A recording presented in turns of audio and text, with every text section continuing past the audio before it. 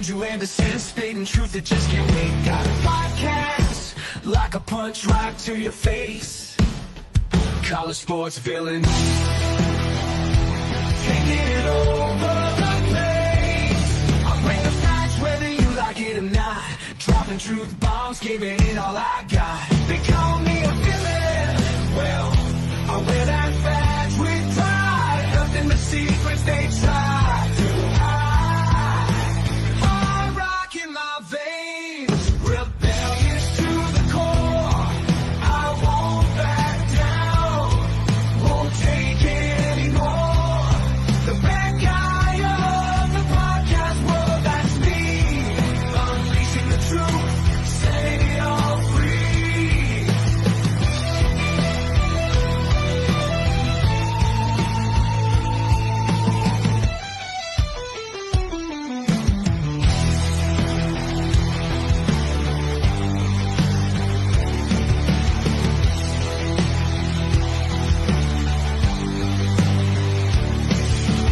Unleashing the truth. Good evening, everyone. Welcome to College Sports Villains, the podcast. Hope you like the new intro. Thank you, Cody, for that. You're watching College Sports Villains only on the Dog Media Network.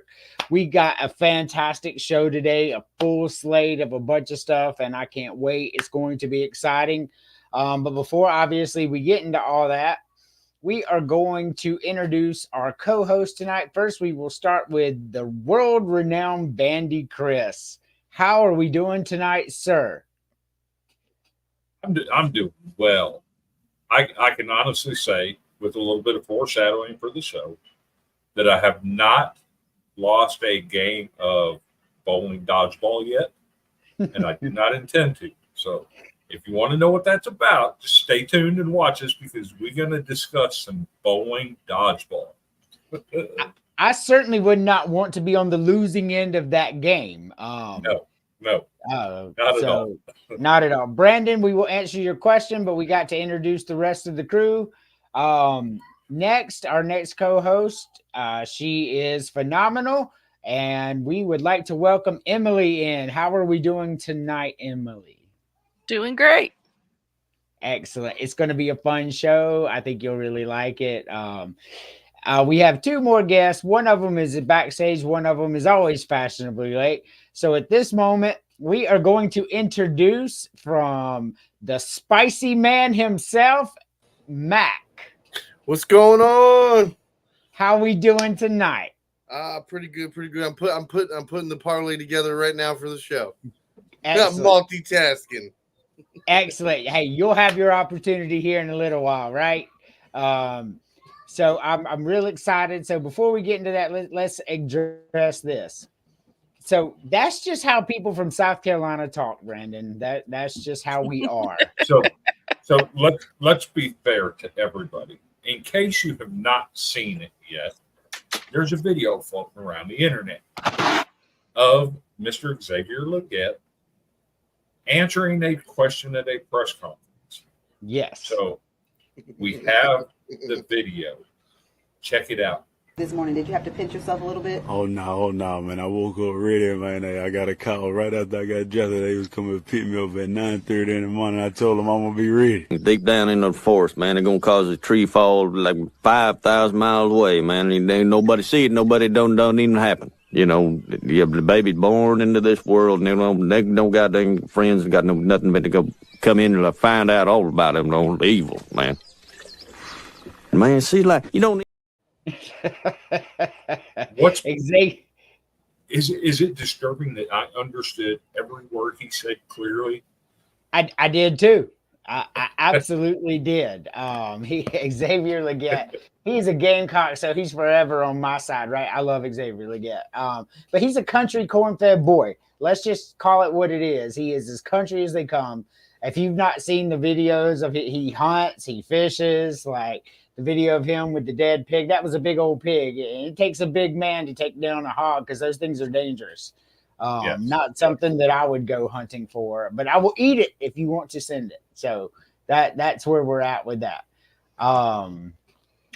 So excited, Mack. I'm going to bring up the very, very first discussion of the night. You can use NFL because I'm pretty sure I already know who your answer is going to be.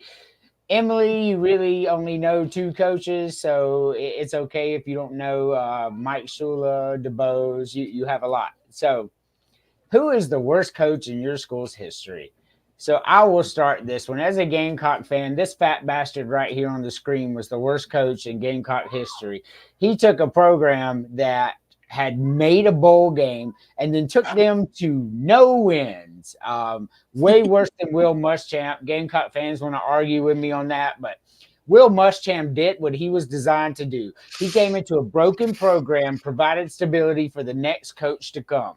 That is a fact, whether Gamecock fans like it or not, because I certainly didn't fucking like it until it came to reality what had happened. But Brad Scott is by far the worst coach in Gamecock history. You can argue with your mama, or you can put it in the chat here. I want to know who your worst coach in history is. Brandon, who you got for Iowa? Chris, your turn. This is easy for me, although we've had some pretty bad coaches over our time. But how about the coach that lost to Brad Scott? I'm going to go Rod Dowhow. Yes, he did lose to Brad Scott. So Jerry DiNardo had taken a 2-win Vanderbilt team, and in 3 years had won 5 games twice. That he had them competitive. And he left to go to LSU, and we bring in Rod Dowhower, who's supposed to be a quarterback whisperer from the NFL, and he proceeds to go 2-10, 2 straight years, and lost to South Carolina. Come on, man. He was horrible. Worst coach in history. Yes, Vanderbilt did beat us Brad Scott's last year there because the only game he won that year was Ball State. So we beat Ball State, and then we lost the next 10 games. Then we lost all 11 games the next year. With Lou Holtz as a first-year coach, we lost 21 straight games. He lost the program. He was trash is what he was. Super trash. But Mack, you can use NFL if you want. Who is the worst coach in your team's history? Ted Marchibroda. I don't know. I really had to say his last name too well, but yeah, he was the Ravens' first head coach. This guy sold like a motherfucker, and we bought his bullshit. Thank God that Art Modell saw through it after year 2 and said, I need a real head coach. Let me go get Brian Bellick. Right. Well, I mean, like they invested a lot of money after the move to Baltimore. They put in the right people. They spent the money to get the personnel. I guess at that point, after you've spent almost $1 billion in 90s money, if you can fathom that, what $1 billion in 90s money would be is what he spent to move, pay the players, all that, and then to just win a couple of games. Yeah, Art Modell was pretty pissed off. No doubt about that. Emily, your team is Alabama. For me, DeBose had to be the worst in my lifetime. I don't know Alabama's full history and who they would pick. If there's any Alabama fans out there, feel free to chime in. But like DeBose is pretty awful. How about Mike Price? He was yeah, I think Mike Price was probably worse than DeBose. Yeah. He was so bad he didn't even coach a single game. He got fired before he even made it to the field. Wow. What about Franconi?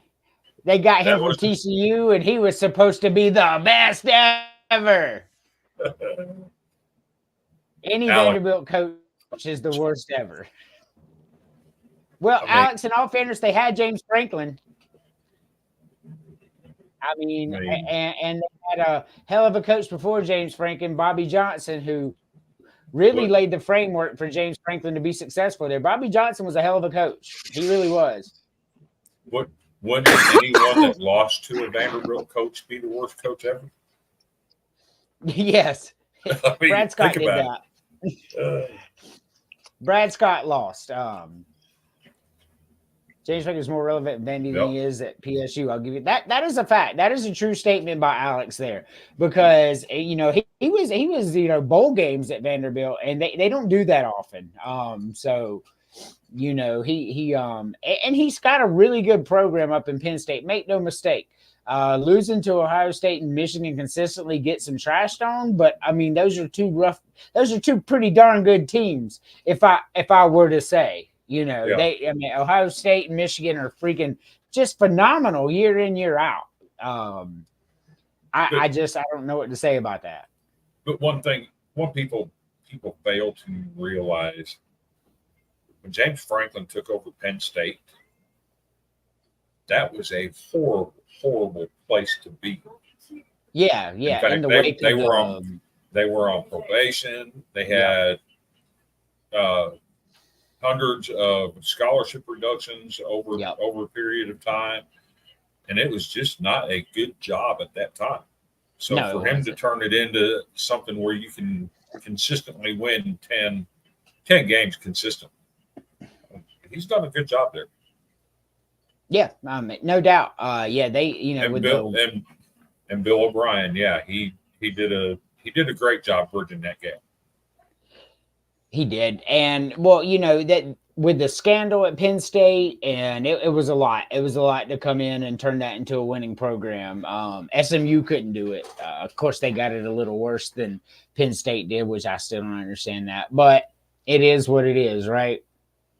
So we have our segment, our FAFO segment of the week. If you have a weak stomach, turn your eyes right now, because this is something. Mack, just tell me how you feel about this. That's some. Oh my God. The hell? Woo! Dude, that's some.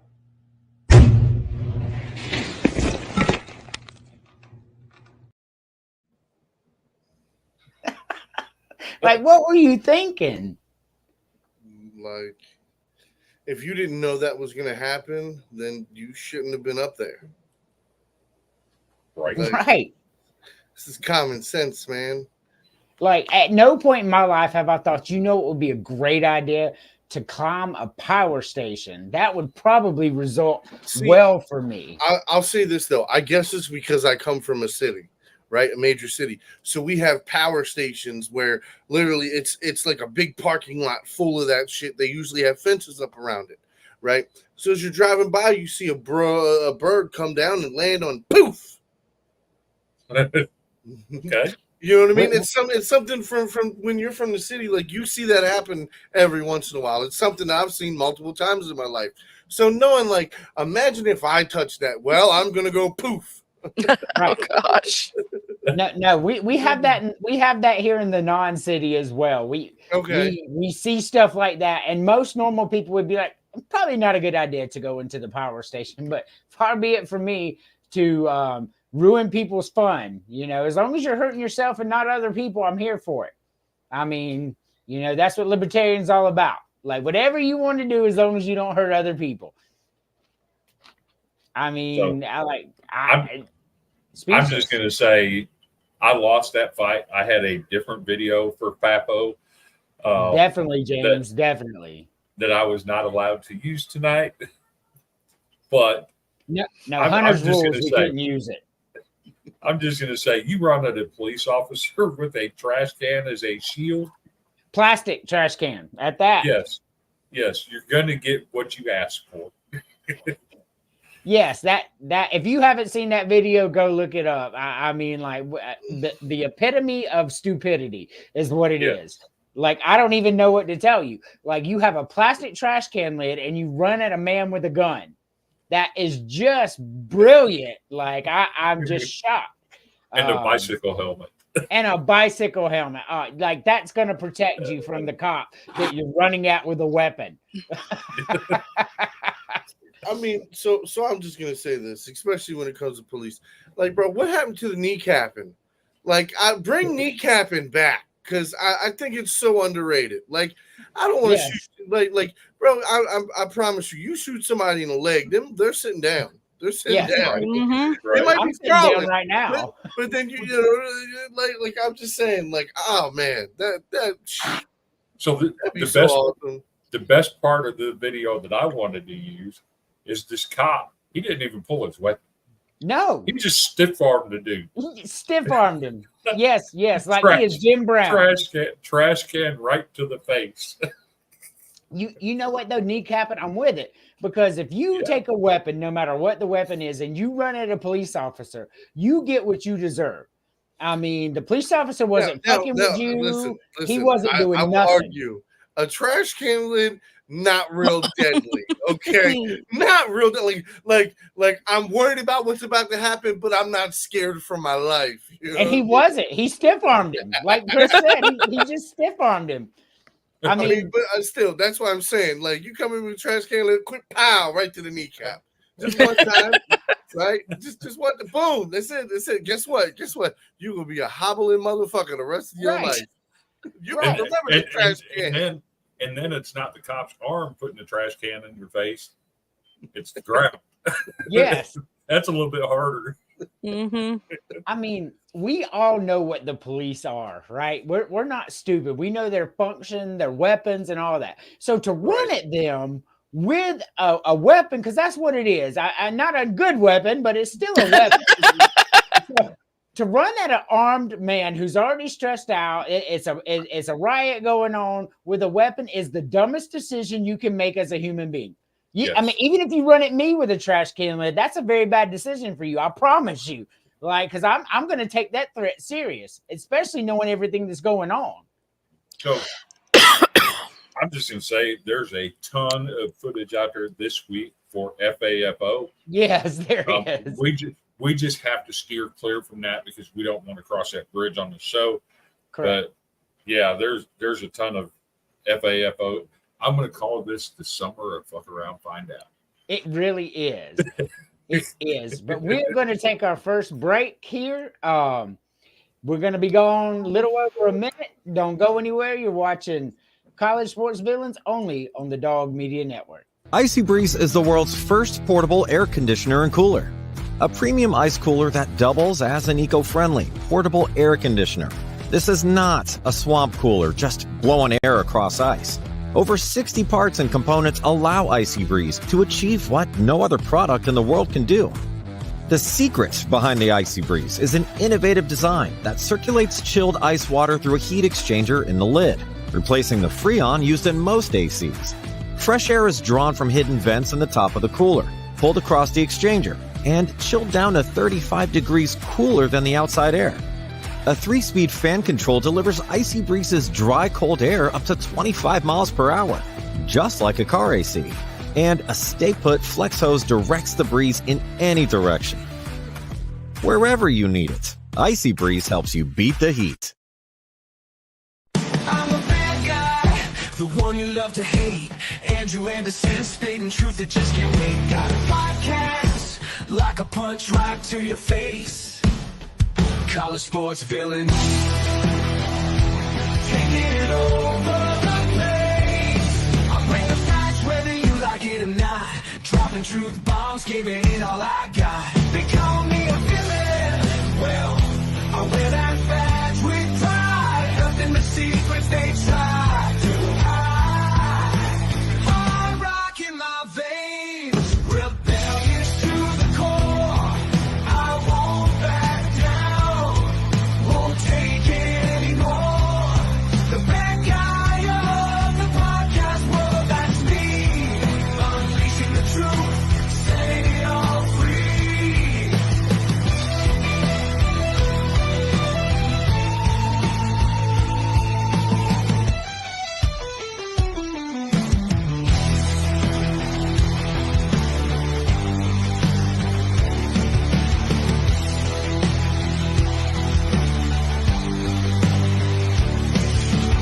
Unleashing the truth.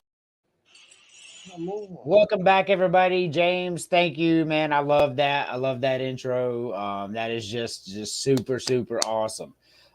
So now we're going to go into a segment that my boss, my boss at my job, brought up earlier today when we were going through an inventory walk. Something that was near and dear to her heart. Something that she wanted to bring up. Men's mental health awareness. I did not know until today that men are 4 times more likely to commit suicide than women. 4 times more likely.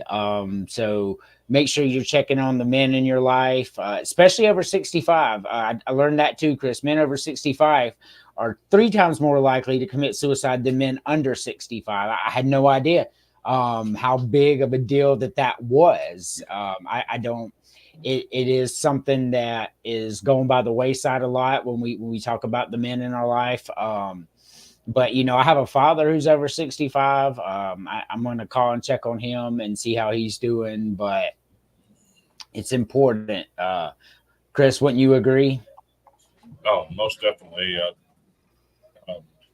Mental health is a serious issue in America, and it needs to be dealt with. It needs to be a frontline topic. Mm-hmm. And I'm not sure the best option to do that. There are several options out there. Several free options. Yes. What I will tell you is that if you ever need to talk to someone, my inbox is open. And I'm just going to be real. I'm a 3-time survivor of attempted suicide. I don't mind sharing it. I wear that on my sleeve. I felt like I had nobody. I'm glad I wasn't successful. My life has turned around. I'm hosting a podcast now. I have a great relationship with all my children. But if you don't feel comfortable messaging me, that's fine. Let me remind everybody, they changed the suicide hotline from a 1-800 number. It's very easy to dial now. It's 988. You can call, text, chat, whatever. This is it. 988 is the suicide prevention hotline number. If you ever need somebody to talk to, please reach out to myself. I'm sure Andrew's willing to talk. Yep. If you're not comfortable with that, 988 is the number that you need to reach out to. So think about this. A lot of us aren't comfortable with phone calls because we really don't like to talk to people. Even we don't want to call our local store, right? But a text message for somebody to text you back and tell you that they understand and to just have a chat dialogue with you is big in 2024. Because text message is the future, right? Nobody really wants to talk anymore. I just wanted to bring that up because my boss brought these statistics to me. Well, not to me personally, to the meeting today. And I was blown away. I knew that men were more likely to commit suicide than women, but the over 65 part blew my mind. And I don't know if it's because they feel lonely or, like Chris said, felt like they have nobody at that point because the kids have grown up or whatever. But don't make that decision without at least trying first. Like you can message me. I promise you, Chris, he's the same way. Don't let it get you to that point. Men's mental health matters. It's just something that's near and dear to everybody here. We all have men in our life that we love. And I think we all know that. So yeah, I'm a bipolar crazy person without medication. So. Are you? Yeah. So, no, you ain't bipolar. Not you. Yeah. He said, yeah. Listen. Medication and mental health go hand in hand. Some people need it, some people don't. And Right. I'm a person who needs it to function and be able to deal with my emotions like a normal person. I have to be medicated, and some people don't. Some people just need to talk. Some Right. people, chit chat. Dude, write yourself a letter. Mm-hmm. Write yourself a letter. Perfect. You really feel like, I'll be honest with you. One of the last times that I really was thinking, like, you know what, maybe I should just call it quits. I wrote myself a letter and tell myself everything that I was feeling in that minute, right? Put it in the mailbox. Next day, when I went to get the mail, I got it. I looked at it. I was like, oh, shit. I remembered most of what I wrote, but when I opened it up and I looked at it and I reread it, and I was like, everything is about perspective. About 5 more minutes. But if you need help, man, just ask. That's with anything in life. So it's important. I have never been in that dark place that y'all have been. I have never been there.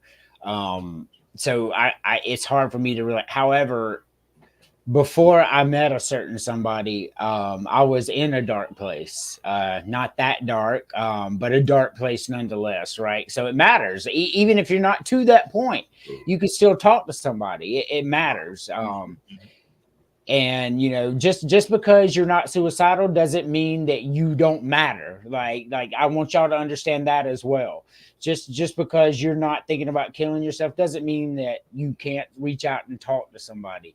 Just do it, because if you let it fester, that's the worst thing you can do, is let it fester. Another great idea. I mean, if you need an outlet, we got College Sports Villains. Mm-hmm. Get in here and chat with us. Yep. Interact with us on the show. James, you matter, sir. Thanks for being here and talking to us. Yeah, we love James. Like, James is always here. Death, taxes, and James being on the podcast, man. I love it. We love you all. We really do. And I know I'm the bad guy, right? I'm the villain, but like I all joking aside, character aside, I love y'all. And I'm here for y'all. So let's move on to the next segment as we wait for our last host. He's usually about an hour-ish late, so we know about what time he'll be here. Hopefully, his hockey team is an hour late for their next game.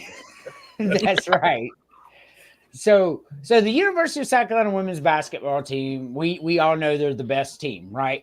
They dominate 2 undefeated seasons in a row, 3 national championships over the past couple years. So they actually had 3 teams bail on them because they didn't want to play them. This is a fact. So they're having a problem. They're opening up in Vegas, right? Women's basketball is big. It's going to be a big event. ESPN's throwing this whole thing. Can't get nobody to play them. And Dawn Staley come out. She says scheduling is really hard because people don't want to play us. People don't realize it doesn't hurt you to play us. It only helps you. So I want to explain why this right here matters about what Dawn Staley said, because when she took over South Carolina in 2008, and Chris can attest to this, we were not a very good program. What she's done is nothing short of a miracle. She is a miracle. So in her very first year, do you know who she scheduled every year? Connecticut. Connecticut had not lost a game in like 4 years, I think it was. And she scheduled them year out, year out. And everybody's like, you're crazy. Why do you keep doing this to yourself?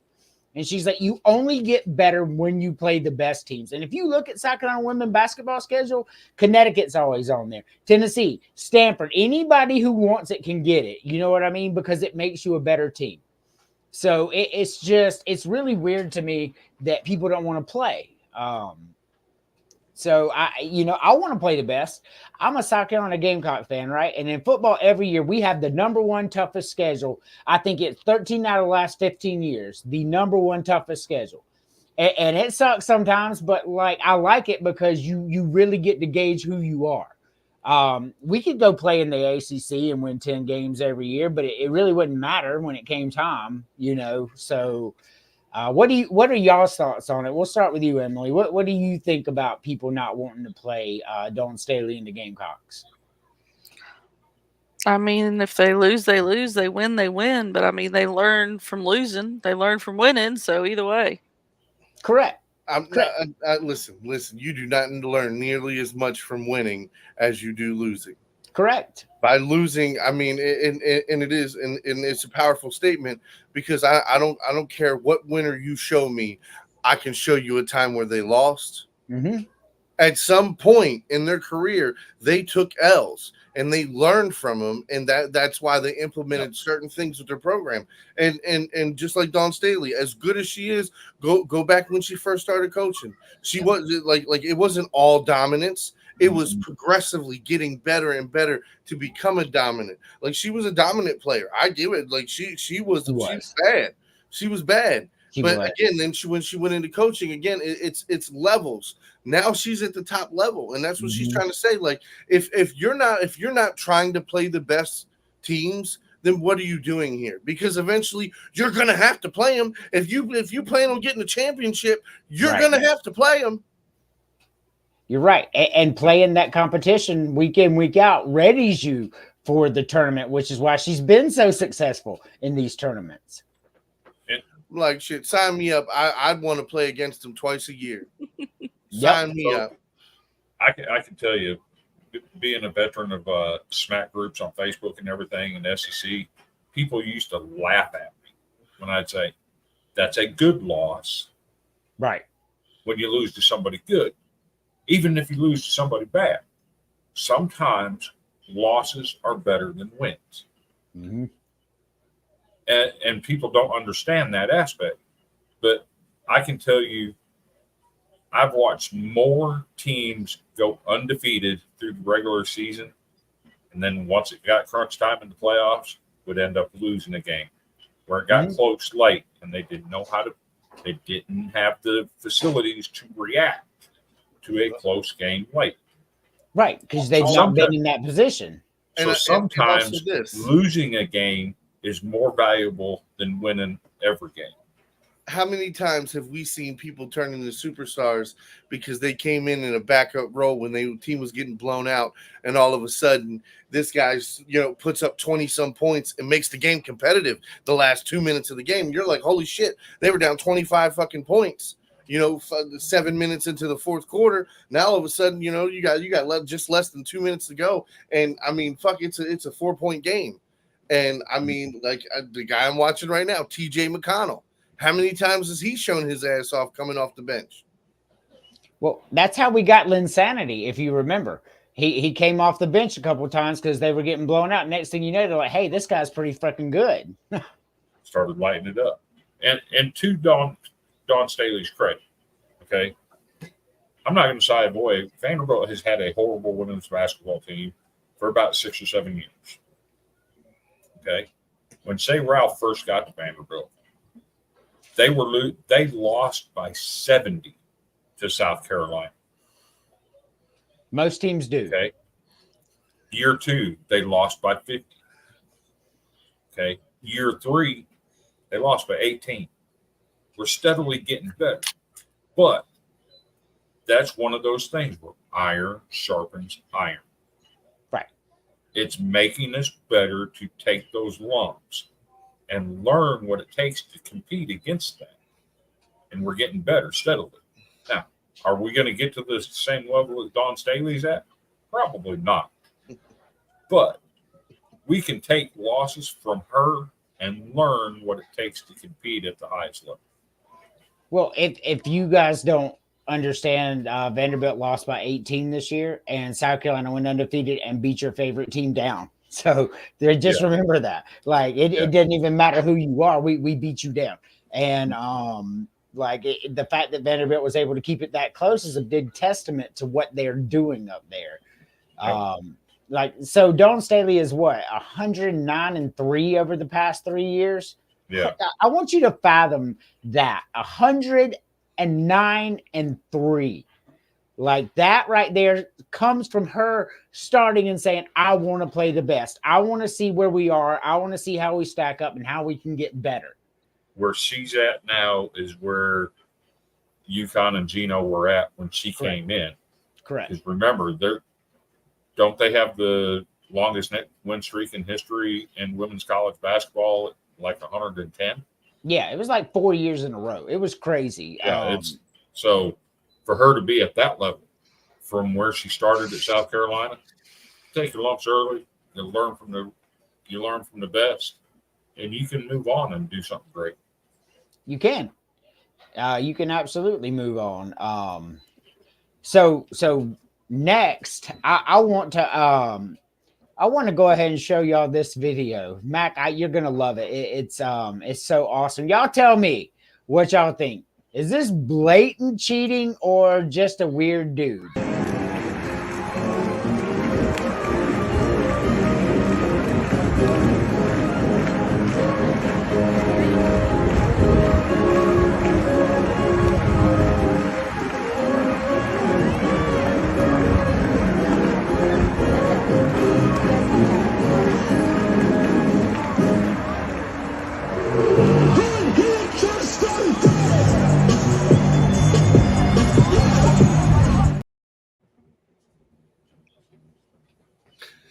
Cheating. So let's be fair. There's more that goes with that. Yes, there's another video. So we saw him pull something out of his pocket and apply it to the top of his glove. Now let's go live. Him pitching on the mound and see what he does.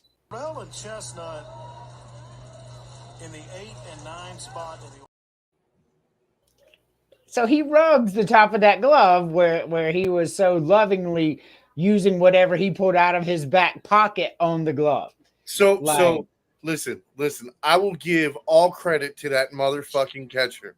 He got rid of about 12 fucking balls before that ump could even catch hold of any of this shit. Like, every time, hit the dirt, throw that away. Here, another ball. Bro, almost every other pitch, if not every fucking pitch for about, I think it was about 2 innings. Like, yes, Jesus. And here's the thing. The umps didn't catch him do it. They didn't catch him rubbing on his glove because he's got a pattern. He'll turn his back to the home plate umpire, and he'll look directly at second base to see where that umpire's at. Yep. Then he'll nonchalantly reach over and grab that glove. No, all he was doing was tapping his fingers on the outside laces, because what he was doing, he rubbed that shit on the outside laces of the glove. Yep. So the inside is fine. It's just right outside on them laces. So he was just dabbing 2 fingers, getting the ball set, getting it nice and stick, and then rolling. And then every time he get a new ball, he tap that same spot and roll. And there's more to that story too, because they've gone back through the season and pulled videos of him. They found 4 other games where he's doing that same motion with his fingers on his glove. So you're asking, why did he do it on the outside of his glove? Now, if you've ever seen something been contested, the umpire always opens the glove and looks inside of it. Never really goes on the outside if you ever watch the umpire looking at it. So like, it's just something that's not done, because the inside of the glove is the easiest place to conceal your hand, right? Because you're packing the ball or whatever. So he put it on the outside. So if the umpire did look at it, nothing. It just appeared to be another normal glove to him. But this guy is cheating. I can assure you. Mm-hmm. I can assure you, with who they're playing this weekend, if he gets in the game, he's gonna get checked. Oh yeah. Well, the video's out. He could have played. He could have played Afghanistan State, and they gonna check it. Do you know who they're playing though? Right? No. They're playing the guy with the history of having people check for stuff. The last time he had somebody checked, somebody had a home run taken off the board from him because he used a bat that didn't have a sticker. Oh yes. So he's got Vandy in Georgia this weekend. Tim Corbin, if this dude gets in the game, is 100% going to get checked. So now, you have a responsibility to protect the people that you lead, right? We all know that. If you've ever been in a leadership role in your life, which I have been most of my life, protecting your people is the most important thing that you can do. And I'm going to do it till the end until they prove me different. So let's see what his leader had to say about this. Guys, I'm going to make a blanket statement. And, I don't have time in my day to deal with online subjective distractions. We teach our players to play by the rules. And that's just where I'm at, man. Objective. And thus, I am the founder of online subjective. I can't be babysitting all of these boys all at the same damn time. Well, bud, that's kind of your job. That's James, like the whole reason you're there. James said the only thing he did wrong is get caught. You know what? I always say the same thing. If you ain't cheating, you ain't trying. But you can't be that fucking blatant about it, knowing everybody in the grandma has a cell phone. You just duck down in the corner, reaching in your back pocket. Yeah. Like, come on, dude. Like, that's the dumbest shit I've ever seen. Like, you knew somebody was going to catch you doing that. And what's wild is every year there seems to be something in the Southeastern Conference. 2 years ago, the rumors started going around that Tennessee was using doctored bats. Well, next thing you know, their offensive numbers take a dive. Okay. Last year, Tennessee's pitching started getting some rumors that they're using sticky stuff.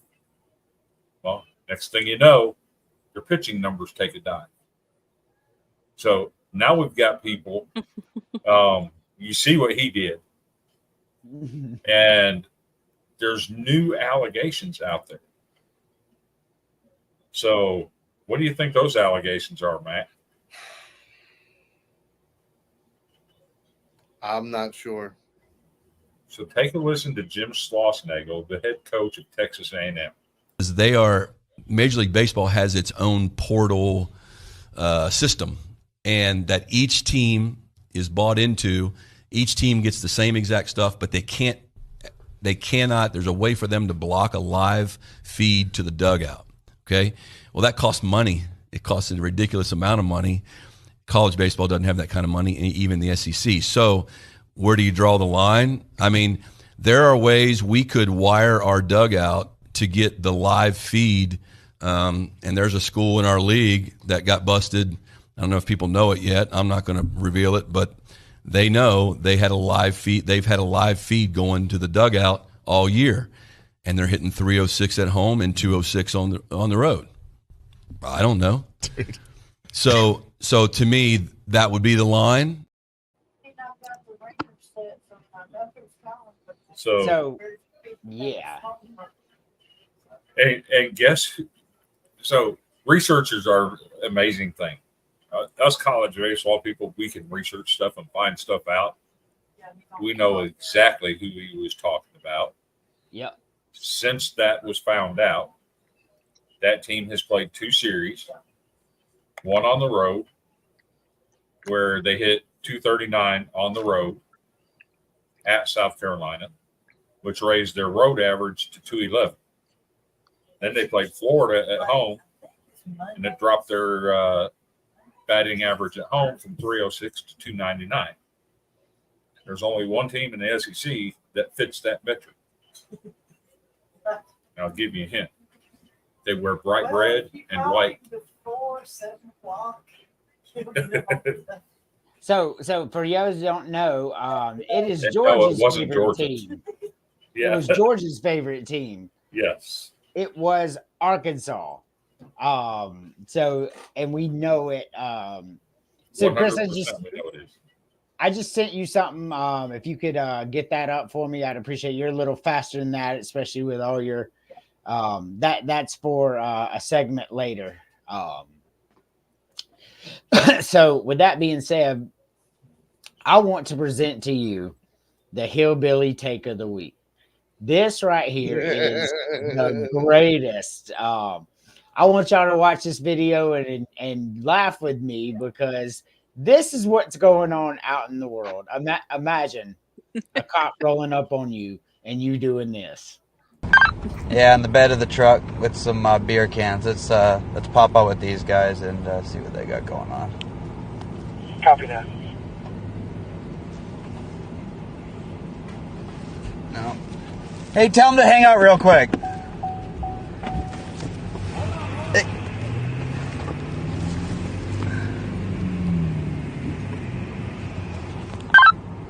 Okay. Okay.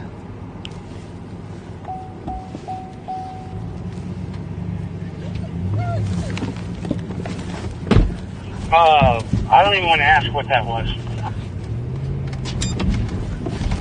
This is some hillbilly shit.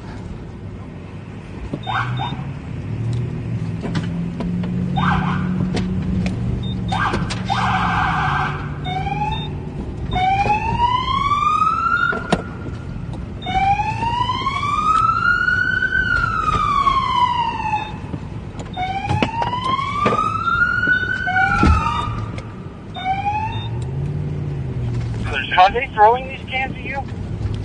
Yeah, they're chucking cans, but the fat boy in the back is hilarious. He's trying to hold on for dear life. Oh my god. I'm missing a whole show.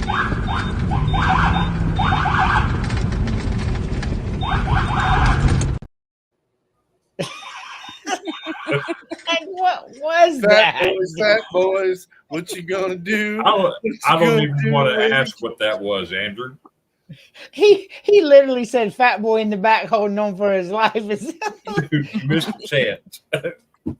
I love when he said, "That's some hillbilly shit right there." Hey, tell him to hold on for a second.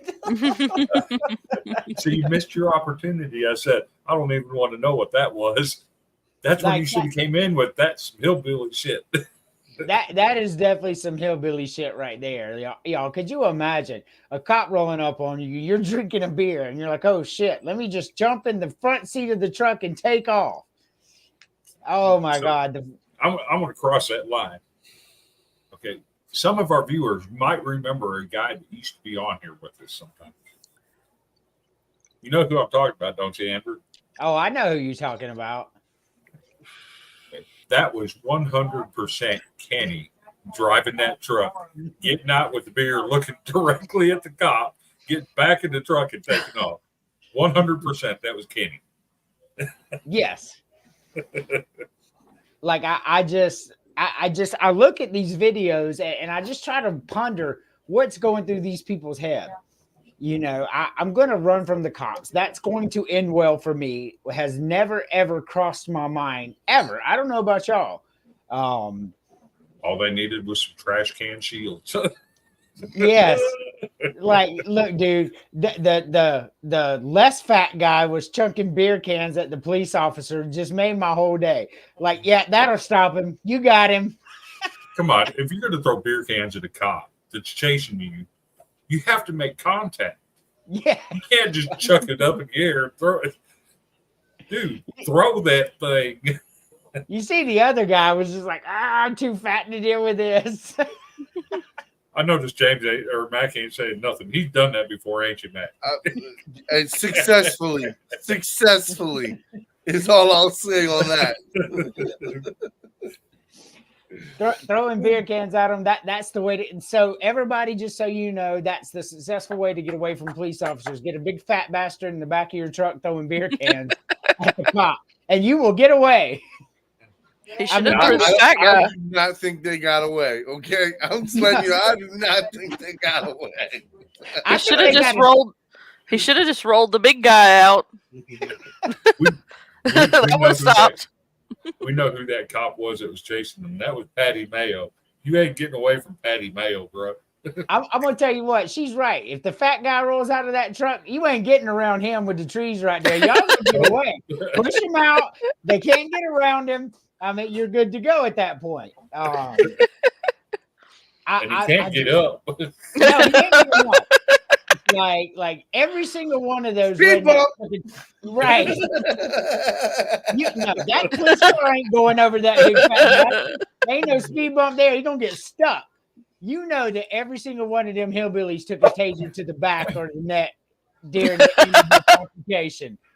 Like you done threw beer cans at a cop. Yeah, you gonna take the taser before it's all said and done. You running like that. Like these people, I love it. All right, so this is a perfect time for a commercial. We'll only be going 2 minutes. Don't go anywhere. You're watching College Sports Villains only on the Dog Media Network. Boy, that's mediocre. Then what the are you doing? I was drinking that. No, you were surviving it. Give excitement a try with Bones Coffee. Click on the link below to order some for yourself. Here.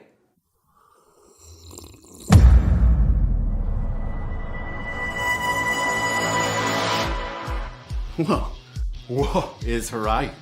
That substance you were sipping before is what we in the industry refer to as ass water. Sure, it technically has caffeine, but at Bones Coffee, we believe in the experience of waking up every morning looking forward to that first tasty cup. That's why we roast carefully selected beans in small batches to perfection, so you can count on quality in every cup. And not only that, Bones has a ton of fabulous flavors from which to choose. Bang! Did someone mention flavors? Highland Greg, pleasure to meet you. What'll it be, Greg? You know, I've been hankering for the spiced rum flavor of Highland Grove, please. Greg, I'm surprised by the size of your bagpipe. Ugh, it's not the size of the bagpipe that matters, laddie. Yeah, it's how hard you blow it. Yeah, let's leave the talking to me. Oh, gee, I just got back from chasing some hosers out of the grilling rink. I could go for some maple bacon coffee right about noon. Coming right up.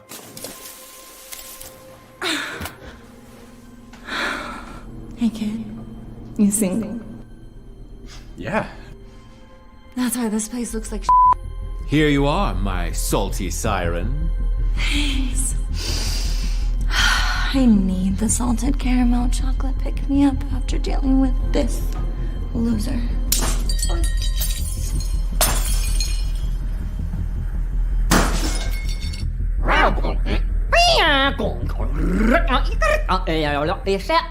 How in the world are all these people getting in here? We just walked in.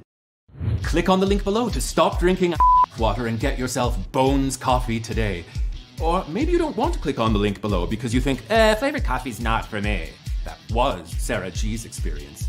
She says, usually flavored coffees taste chemically to me, but these do not. They have a really pleasant aroma and flavor. They do not leave that weird residue on the bottom of your mug like many flavored coffees do. And Cheryl S. says, I ordered this for my son's GF for a B-day. She loves it. Why, Cheryl, that's awfully nice of you. Unfortunately, they broke up and I can't return it. Frowny face. Well, that's awkward. At least she liked it, though. Stop settling for mediocrity and order Bones coffee today.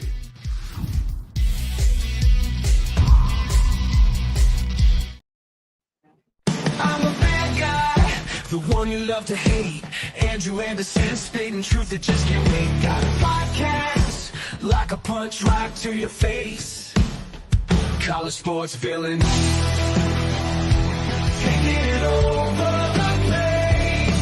I bring the facts whether you like it or not. Dropping truth bombs, giving it all I got. They call me a villain, well, I wear that badge with pride. Nothing but secrets they try to hide. I rock in my veins, rebellious to the core. I won't back down, won't take it anymore. The bad guy of the podcast world, that's me. Unleashing the truth, setting it all free.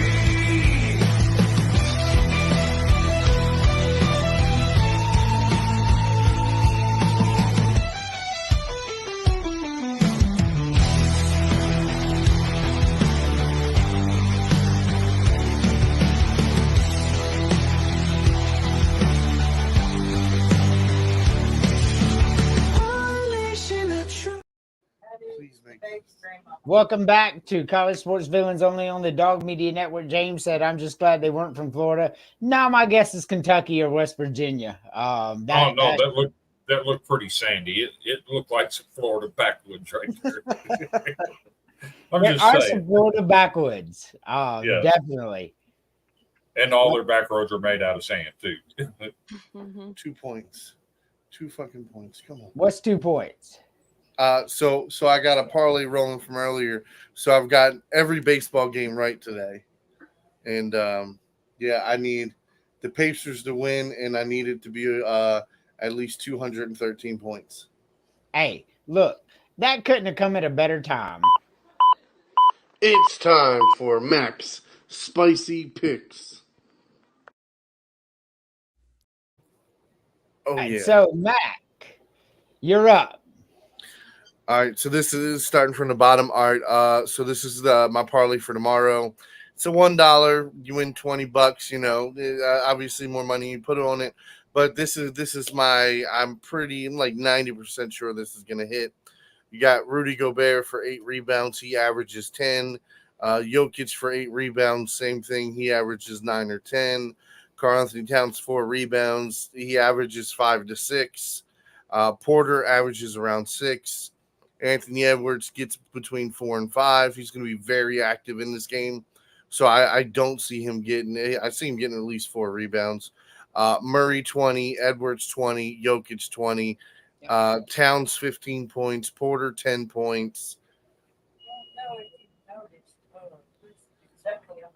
Boom. All right, and that's it for the Denver Nuggets game. For the what is it? The Maverick and the Clippers. So Lucas 6 rebounds. I know he usually gets 7, 8, 9, 10 rebounds some games, but I've also seen a bunch of games where he doesn't. So I got him for 6 rebounds. I got Zubac for 6 rebounds.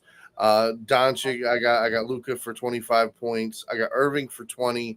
I got Paul George for 15 points. PG gonna get his 15. I mean, look, and again, this isn't a huge, you know what I mean, stretch for these guys. Oh, you went back to the bottom one.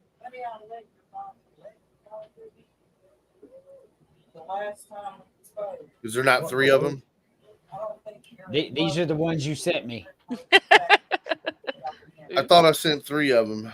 Those are the 3 you sent me. Yep. Oh, I didn't see the top one. I think it's the same thing. 2 of them are the same one. Oh, I see it. Okay.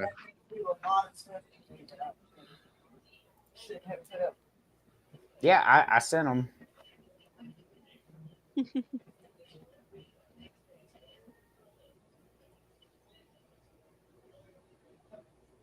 Yeah, it's in there, Chris. I sent you the other one. Okay. Now it shows up. We got it. It's coming.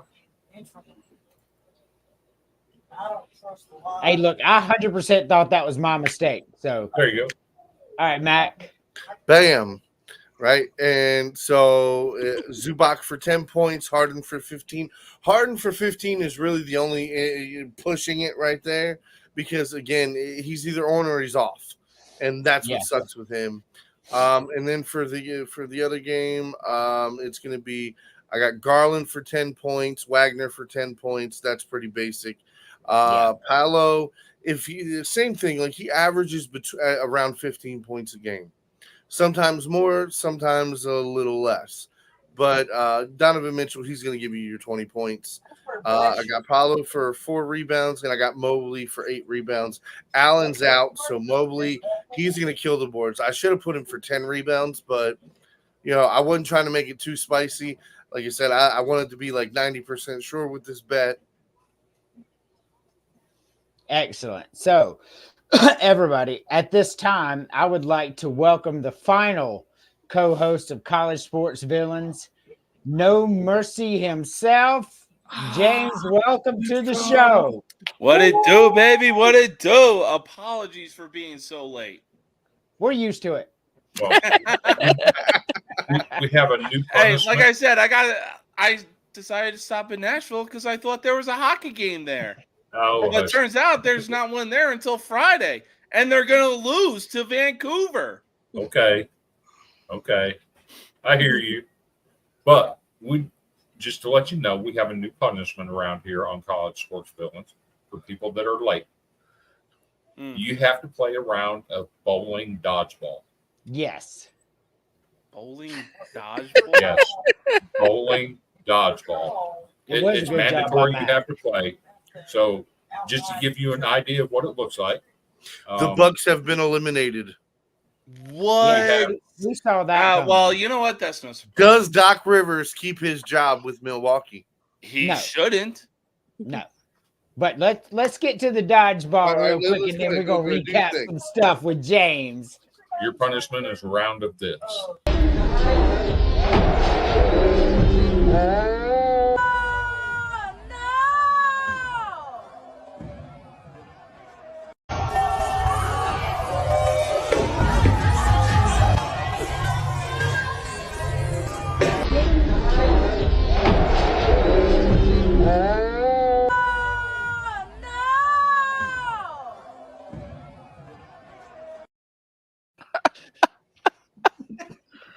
Dodgeball to the bowling ball to the head. Yeah, assuming you can actually aim that high. Oh, I can. Oh, yeah, okay. I'm a professional dodgeball player. So that you missed some pretty good videos and some good talk. So I want to recap this, and you could use NFL, James, because I know college hasn't been your biggest. I was going to say, let them know what a shocking experience it's been. And we will do that next, the FAFO moment of the day. But who is the worst coach on your team? You can use college or pro, depending on which one you're more familiar with.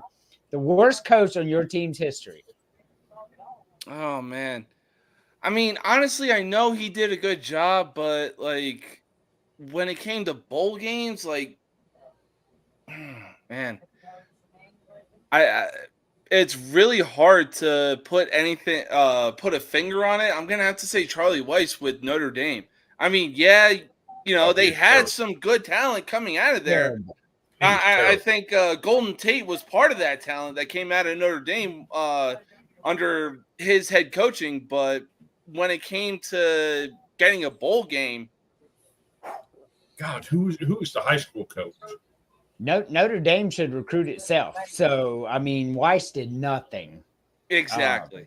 I mean, the only good game that he had was the game against Michigan State in the pouring rain. Who was the high school coach Notre Dame hired back in the 80s? After Holtz?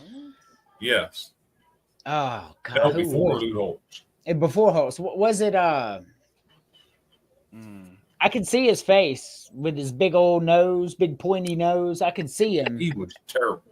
He was. He had a big ass pointy nose. Like I can't remember his name. But James, our FAFO moment of the week. I want to hear what you guys think about this. Oh my God. The hell? Woo! Dude, that's some.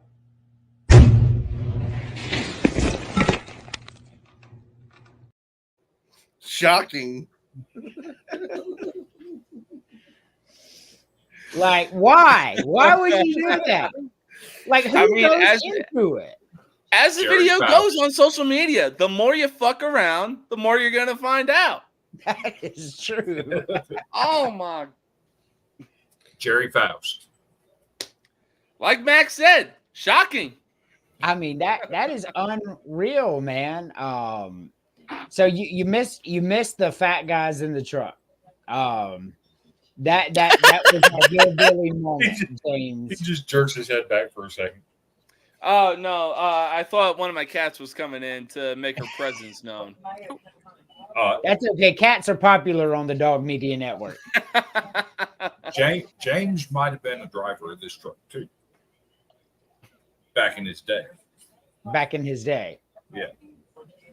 Would you run from the cops down the Sandy Road? No. I'll tell you what though, cats might be. I'll tell you what though, cats might be popular, but you know what's not? The predators.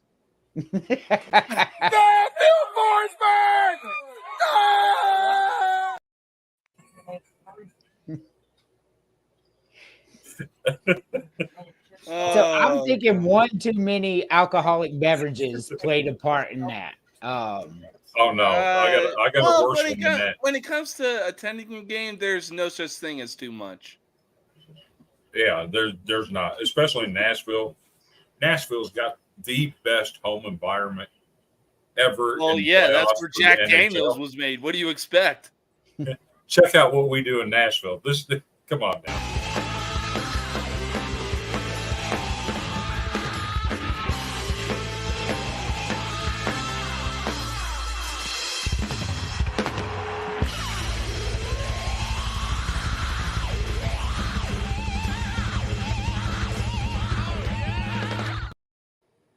And still 0 Stanley Cups to show for it. I mean, hell, at least the Blackhawks won 3 in 5 years. It's still probably not the biggest thing she's had in her mouth. I'm sorry. The worst part about that is it's right there. It's right there. How do you not go for it? Yeah, no beer came out. Just fish guts. Yeah, no beer came out of that. But she faked it well. She did. So it is now time for meme of the week.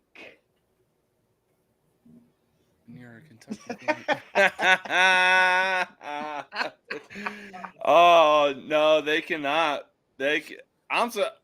I mean, look, we've had for so long. We've had Duke, we've had UNC, we've had Syracuse, we've had Villanova. The list goes on. Oh, look, Troy has made his presence. Yes, James, that was very disturbing. Who are we calling fat? I'll tell you what, Troy. Just the for man you, asking the question, that's who. We will, just for you. We're going to show him what fat is. We're going to show you who we're calling fat, Troy. Chris, will you bring that up for me? I got you. Yeah, in the Thank bed you. of the truck with some beer cans. Let's pop out with these guys and see what they got going on. Copy that. No. Hey, tell them to hang out real quick. Hey.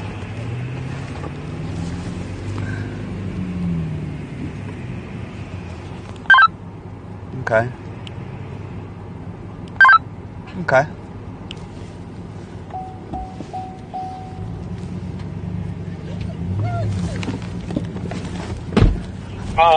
I don't even want to ask what that was. This is some hillbilly shit.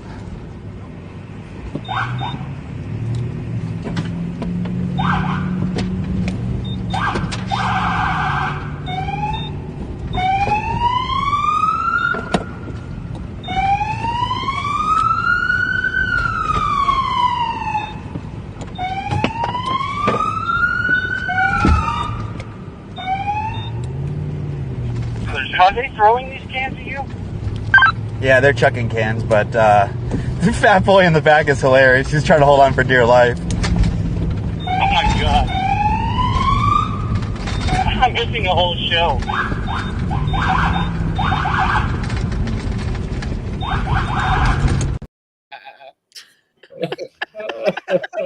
Bro, if he ain't 400 pounds, he ain't 2. Right. First off, that wouldn't surprise me if that was Florida. Because let's be honest. The sandy one-lane dirt roads, man. That's 100% It looks Florida. like it's Florida. Tell me I'm wrong. Second, that's probably the most that Fatty McButterpants has ever run. 385 pounds. He's easily 385. Look, when he said, the cop said, that's some hillbilly shit. And then he's like, the fat boy in the back hanging on for dear life. Like, I love it. Like, how many tasers do you think they took at the end of that chase, James? All of them. All of them. Like Chuck Norris, all of them. They probably hid behind the one guy. Uh-oh, James called you out, James. So here comes the angel. So I noticed You got a problem with the way I talk? You got a problem with the way I talk, huh? Listen. So I noticed something else about that video. Speaking about them damn Yankees, how about that sweep? Dude in the white shirt. That's right. You guys won yesterday. You guys did win one. You won one game in the Washington season. is My definitely bad. No country, sweep, no Troy. sweep. Hey, look, the Red Sox lost. That's the only thing that really matters. Cheers. So yeah, I noticed that, something else brother. about that video this time. Dude in the white shirt. When Patty Mayo first pulls up and he stands up, he's so blitzed. He don't even know where he's at. You can see it in his face. His face is just like Oh God, he looked coked out of his mind. Yeah. He said you thought of Florida right away. You did right. Those two look like Florida men instantaneously. Tell me another state where that kind of shit goes down. Ow, well, Don't worry, I'll wait. Kentucky, West Virginia. I mean, they ain't driving down. Okay, West Virginia, I North could Carolina, see, but at the same South time, it's like, Carolina. I'm not going to deny it. Not much really happens when you're comparing it to Florida. But out in Iowa, they drive through cornfields instead of the one-lane sand roads. Yeah, because who the fuck cares what's going on in Iowa? I mean, bunch of corn fuckers. I may have Yeah, been a the part only of thing they're too a busy corn doing chase. is waving at that stupid hospital. Hey, Chris, have you heard of Myrtle you can't Beach? knock that. I'm Beach, just saying. Myrtle Beach, that's some Myrtle Beach shit there too. Like I just Conway all the way, baby. they are some. We've I seen mean, some I can see interesting some stuff baby there. driving that truck. So we're having a good time here tonight. Would you have a good time if you played a blacklight baseball game? Yeah, that sounds like it could be some fun. So there's a level of baseball called club baseball, and there's a club baseball team called the Tri-City Chili Peppers. They reached out to a uniform company, and they've created the first ever uniforms that glow under black lights. Well, what they They're really planning- need to, they're- what they they're really planning need to on- do is get in contact with the Savannah Bananas. Well, they're actually going to put on a game. You're getting close. In black lights.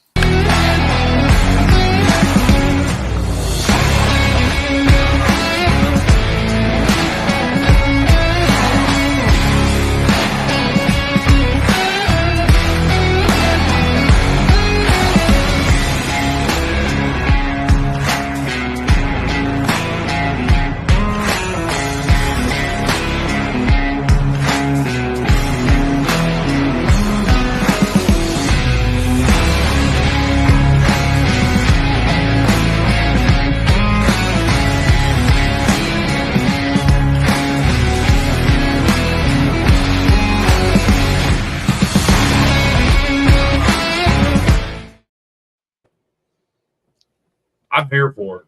I'm ready to go.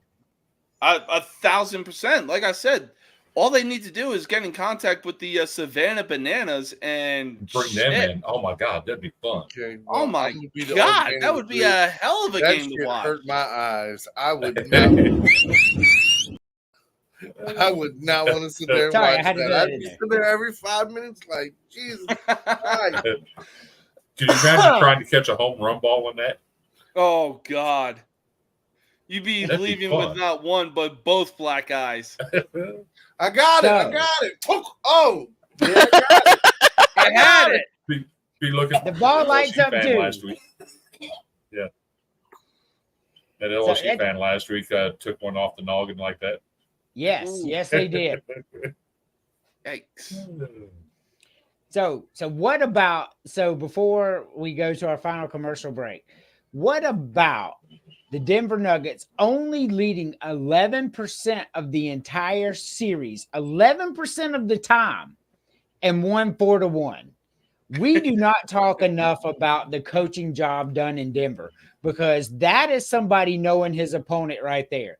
Let them tire themselves out. They're old, they're hurt, and then we will get them in the end. So we don't talk enough about that, but that's what they did. 11% of the entire 5 games, because they won 4-1, that they were winning. And all of that was in the final minute. Like, that is insane. It really is insane. And I think the funniest thing is people on social media trolling, saying that, oh, Jamal Murray needs to be drug tested, this, that, the other. No. The Nuggets are the defending champions for a reason. Yeah, they faced adversity, but they won the championship last year for a fucking reason. Oh, they're good. Yes. They're getting beat this year, though. Who beats them? Oklahoma City. Oklahoma City had a good sweep over a very, very pedestrian and mid Pelicans, but I don't think Minnesota might have the best chance. Listen. You don't I'm get the just best saying. record in it. You don't get the best record in the West by being bad. We didn't say they were Jokic bad. is a mismatch for them. You're gonna Yeah. put Holmgren's little ass on him. He's gonna work his ass all day. Look, I mean, no offense, but look at Holmgren in these playoffs.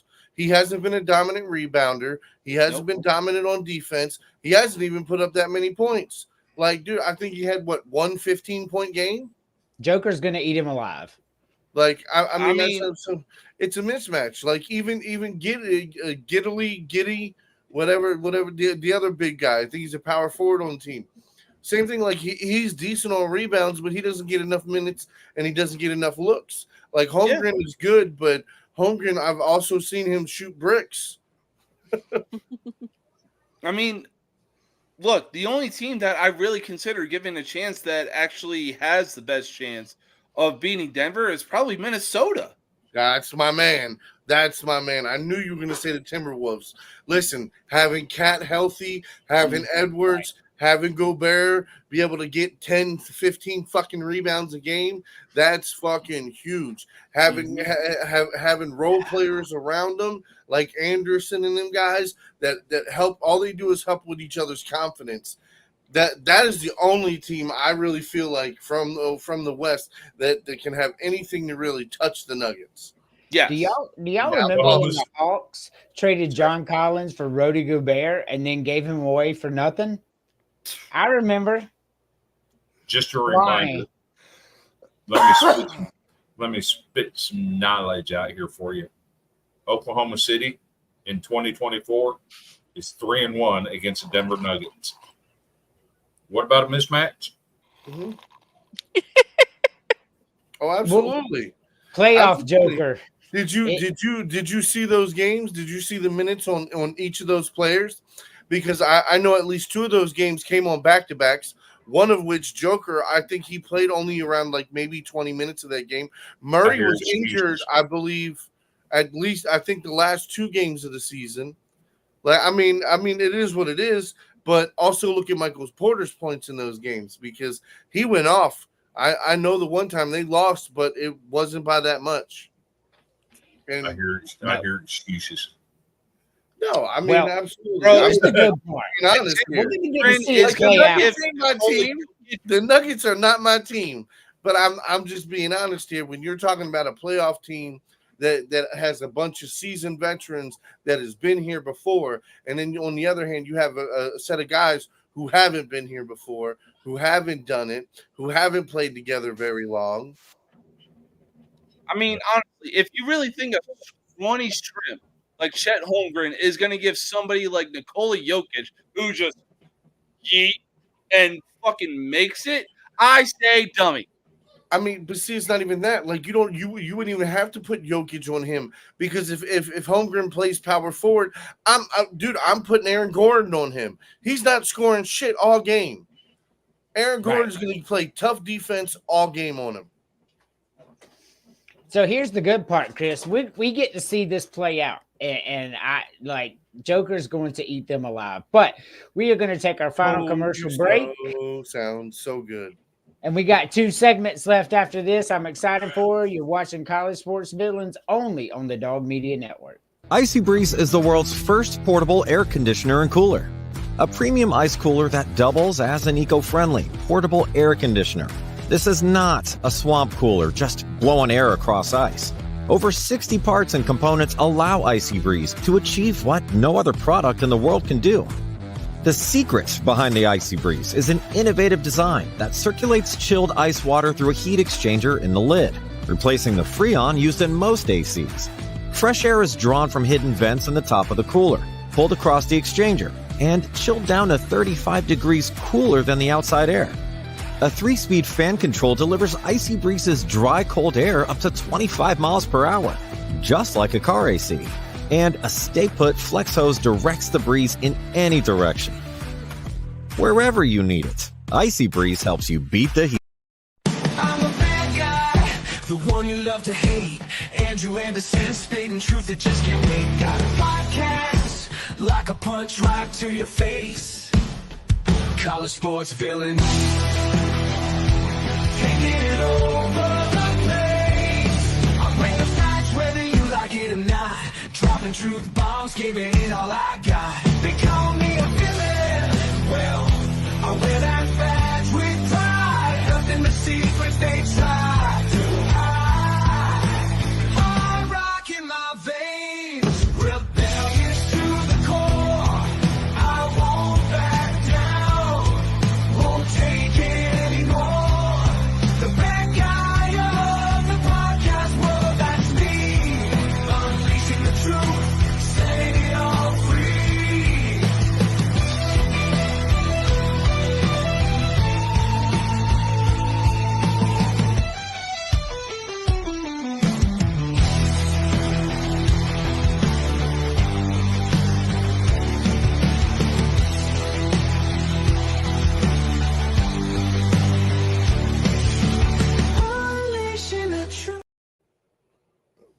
James, what you think? Oh God, it's so clean. It's so pretty. Oof. So here comes, yeah, Cody made that. And Cody is the man. But I have been waiting for this for you to get here because this is a new segment we call I Want All the Fucking Smoke.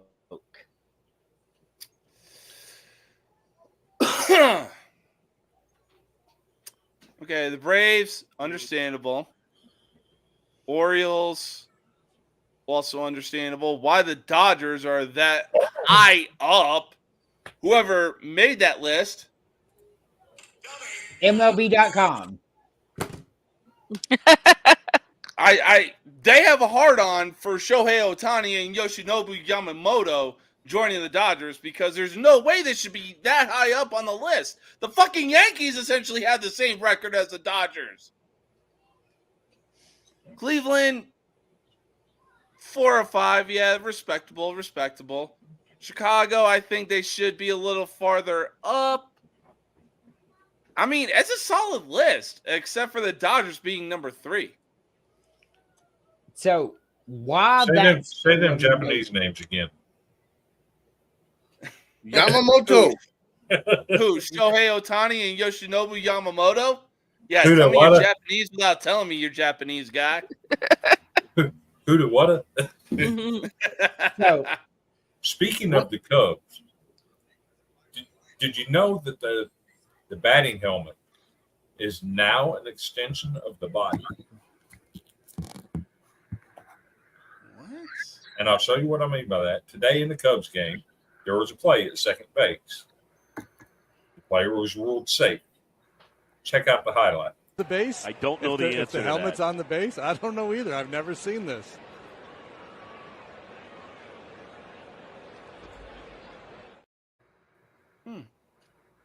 Say.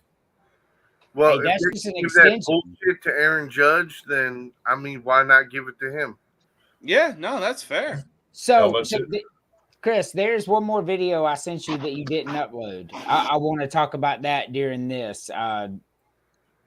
I'll send it back to you so you know which one I'm talking about because it goes with this segment here. Right here. I'll send it back to you. So while we're there, the Braves are the best team in baseball with Ozzie Albies being out 2 weeks, with our starting catcher being out since opening day, with Spencer Strider out for the year. That's amazing. You bitching about it. Hey, that's amazing. Like those are 3 big names. For sure. No, like the fact that they have the best record in the league right now without Spencer Strider really speaks volume. And Sean Murphy, our starting catcher, right? So, I mean, don't get me wrong. Darno has been. What about Darno? Let's not bullshit, though. You still got a hell of a bullpen, and you still got a lot of big names out there, nice and healthy. We do, but these names matter. So, to correct you a little bit, Andrew, what I'm hearing is Strider is not going to be out for the season. I'm hearing that he may be back in late August. So if that's the case, you might get him back for a playoff run. Me personally, I'd let him rest. Don't bring him back. Yeah, I'd keep him out for the season. So but that being what it is, you're still only winning 2/3 of your games. You're at 66% right now. I mean, the guy. That's not going to cut it for the entire season. There's going to be teams that win 68, 70% of their games. If you're banking on 66% carrying you to the top the rest of the year. I got you. You said it's not going to cut it, but like, what other team is there? That shit ain't going to cut it either, is it? Yeah, I mean, hell, you got the Dodgers who are more than likely going to win 75 to 80% of their games, and they'll still choke in the postseason. Just like Atlanta. Atlanta's going to make it. Like, I want all the smoke. I'm so ready for the playoffs to get here so we can shove it down Philly's little throat. But with that being said, I'm going to play this video because this man right here deserves to be talked about. I'm going to play the video, then I'm going to do a little monologue on what I think about this guy. Uh-oh. Can't get him. He's- Oh, no! No! He was safe at first. No! No! Well, Angel Hernandez blew the call, and the infield being back should have cost him the game. It didn't.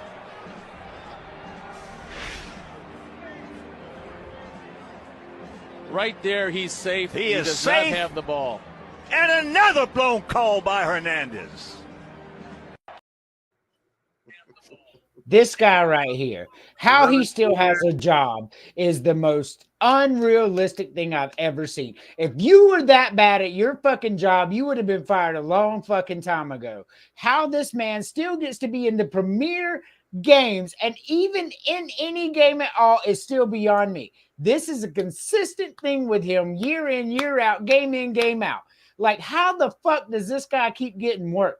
Like, it boggles the mind. If you showed up on your job and you were that inept that you consistently showed that kind of performance, I promise you, you would have been fired years ago. Unfucking real, this man still has a job. Unreal. Thoughts? Like, anybody disagree with me? Because now's the time. Look, Hey, nothing to say about that. The video reps, yeah. video pumps, like everything should be done by video now. For any one person to have that much fucking, I guess cost of a game, right? Just one person can ruin an entire fucking game. I think is bullshit. Like especially the technology we have now. Like, I understand having one ump on the field just for practices. But essentially, everything should be done video review. Yeah. Nothing should be called by what's on the field. So human error is part of the game. Football, baseball, basketball, right? We know it. We've accepted it over the years. But to be this consistently bad, I mean, can you think of any time at all where Angel Hernandez, where you were like, yeah, that guy, that was a good call? I can't think of one. If I have one in mind, I was probably drunk as hell. As an Orioles fan, nope. Right. Like, unreal. How does this guy get to continue to get paid to do this? Like, maybe he's got a list. Oh, he's got a list, just like Jericho. and Angel Hernandez has made the list. I promise you. Well, I was thinking a list of in the lines of somebody else that that wasn't Jericho. Yes, I know what you meant, but I took that opportunity because Angel Hernandez has made the list. I promise you. I have zero love for referees and umpires, and he's at the top of that list. Facts. I promise you. Like, it's unreal that this guy gets to continue to call Major League Baseball games. I mean, it's like anybody saw that he was safe. And this dude was like 5 feet from it. He's like, why not? Like, it was another version of the Armando Galarraga perfect game all over again. That Major League Baseball needs to do the right thing and go ahead and give it back to him. I was going to say, look, if Reggie Bush can get his Heisman Trophy back, Armando Galarraga deserves that perfect game. 100%. 100%. And Pete Rose deserves to be in the Hall of Fame. Facts. Like, take out the betting and look at Pete Rose's body of work and tell me he don't deserve to be in the Hall of Fame. I'll wait right now. I'll wait for the argument. He said, do y'all think he was safe? He was out by a mile. Well, hey, look, somebody's got to have Angel Hernandez's back because it ain't me. Nah. Angel Hernandez calling baseball games at the major league level is the equivalent of the Florida Gators playing science with the weather and canceling games because of weather. They've canceled another game. They have a history of canceling games because of rain. So tonight's game against Tennessee has been canceled. Cowards. Look, I need you to explain to me how Florida was 12-10 and in the top 5 back then. Like, oh no, because they ain't even ranked now. No, and they shouldn't be ranked, like at all. This might be the first time in history where both of the previous year's championship series finalists do not make the NCAA postseason tournament. Yeah. Be the first time ever both teams haven't made it. Hey, look, LSU is not looking so hot. And if LSU don't make it this year, it'll be 3 straight champions that haven't made it back the next year. Yep. So right now, Chris, before we go into the next segment, who is your favorite to win it all right now? My favorite to win it all?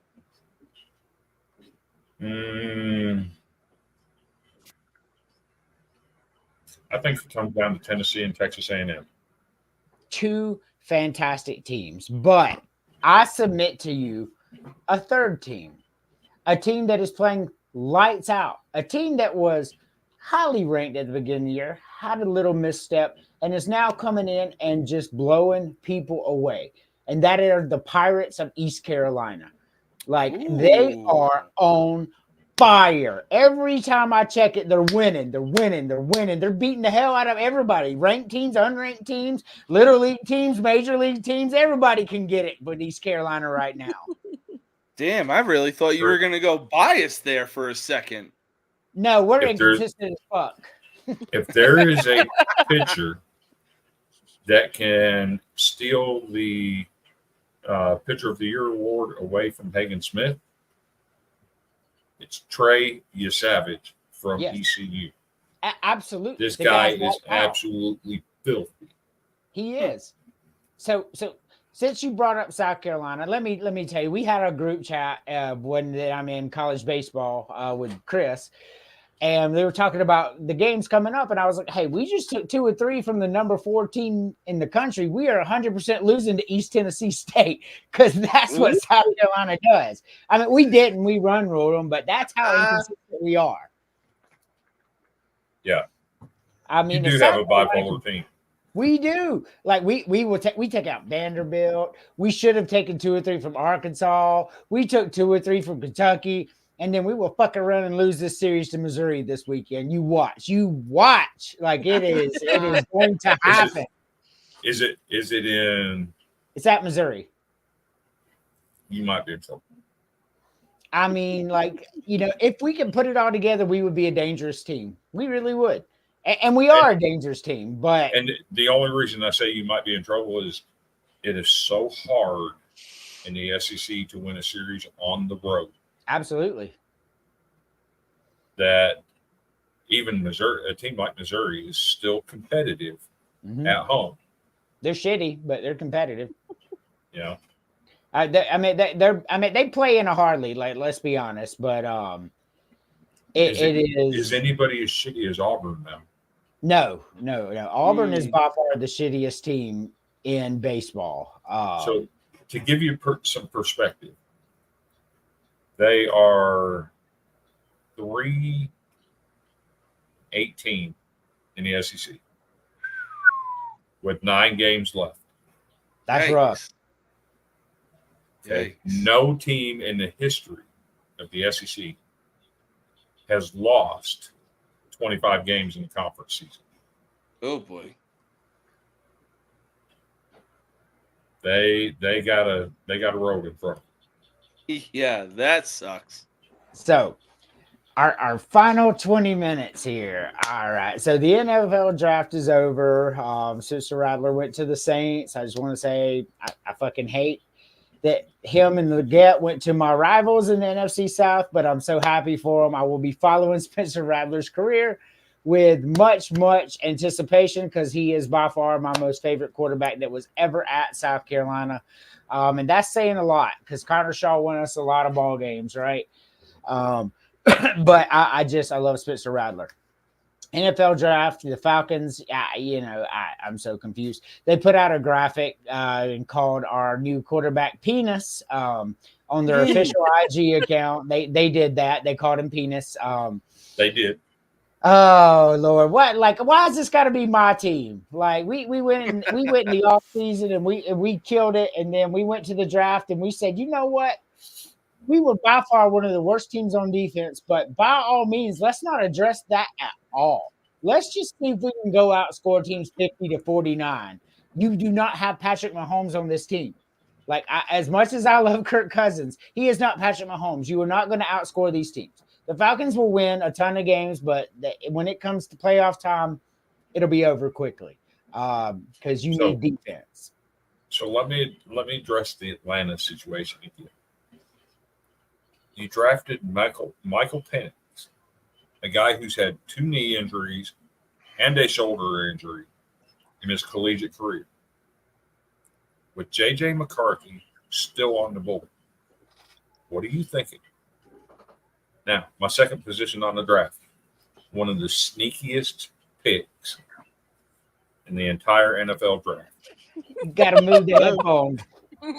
Goes to New England. No, it's the History Channel because Chris wants to talk about history instead of the future. I mean, I'm not banking my future on somebody that can't keep his body together. So you make a good point. One of the sneakiest picks of the entire draft, I have to say, goes to New England.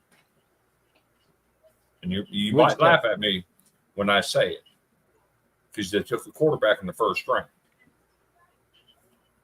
But in the later rounds, they took another quarterback whose nickname is Bazooka Joe. At the combine, he probably put up the best numbers of any quarterback at the combine and looked really, really good. So don't be surprised if the second quarterback picked at New England ends up being the better of the two. And New England drafted Tom Brady in the 6th round. That turned out pretty well. So the Falcons, I think what they're thinking with MPJ and not taking JJ McCarthy. JJ McCarthy is ready now. He is ready to step in and play, right? But they got Kirk Cousins, so they don't really need him right now. MPJ Kirk Cousins is getting $90 million fully guaranteed. Right. But MPJ is good. Injured. He is, but MPJ is going to need some years, right? He's going to need some tutelage. He's going to need some recovery time. So I get that pick over McCarthy because McCarthy is ready. Like, McCarthy can come in and play right now.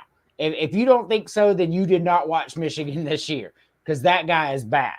But I think that's where it's at. But so in our last segment, I really, really, really want to preview some college football because spring games are done. I don't know if y'all got a chance to watch any of them, but right now, college football, we're not that far away. It seems like we are, but we are not. We're just a few months away. So I want to roundtable our team. So South Carolina, best case scenario, I think for us, 7-5. We put together a totally new team. What are you smoking? But we got some wins. Because Vandy's going to do that much better. That's not what I said. So at South Carolina, hear me out. Best case scenario, 7-5. Tough schedule. We got some pieces in there. Worst case scenario, I think we're 4-8 again. That's my take on it. With Vanderbilt, I think best case scenario 6-6. Their schedule is a little lighter than South Carolina's. They got some win. They don't have to play Clemson out of conference, stuff like that, right? So they have an opportunity to win 6. Worst case scenario, 2-10. Because there's some sneaky games in there. So let me ask you, who do you think Vanderbilt beats in the SEC? Just to get to 6 wins, we have to win SEC games. You have to win 2 SEC games to get to 6 wins, assuming you win your 4 out of conference, right? So Vanderbilt has beaten Florida recently, right? We don't play them. Right, but I'm saying, like, Florida's not a bad team. Let's not pretend like Vanderbilt can't win a game, sneak up on you and beat you. We don't play Florida. No, you missed the point. I said you beat Florida. So let's not pretend that Vanderbilt can't come in and win these type of games because they can. So the opportunity is there. Now, whether they execute it or not, I don't know. But the opportunity is there. So Alabama, best case scenario, 11-1. They're going to lose a game. I mean, they're reloading. Don't get me wrong. Worst case scenario is 8-4. They got a good coach, but the transition is rough. I don't see Alabama losing 4 games, but I have seen crazier things. James, Notre Dame, best case scenario. I've seen that schedule. 10-2 is best case scenario if they Marcus Freeman brings it. Worst case scenario is also 6-6 because there are some tough games on that schedule as well. Matt, which team are you I was claiming gonna now? say, like, even at best for worst case scenario, probably 8-5. Yeah, that's what I'm saying. I think 8-4 before the bowl game. Matt, who's your team now? On what? College football? Yeah. Michigan wins over 5 games. But who's your team? Who's your team? I mean, as far as college, I don't have a college team for real. Okay. Yeah, I one. I mean, it's just like Vandy's recruiting fans. So year to year, I'm going to start. I pick different teams. We're recruiting fans. Just to let You you can know. be a Vandy fan. I can get you. I can get you a certificate, well-earned certificate, claiming that you are an official member of the Sidewalk Alumni Fake Ass Fan Club. I mean, yeah, let's do it. Wazoo, right? Troy, I will preview them. I don't know their full schedule yet. I do know it is a lot of Mountain West teams, and I know Wazoo was not a terrible team. Hard to compete with the Oregons of the world. I get it, but not hard to compete with the Boise's of the world, right? Best case scenario for Wazoo, I got them at 9 wins.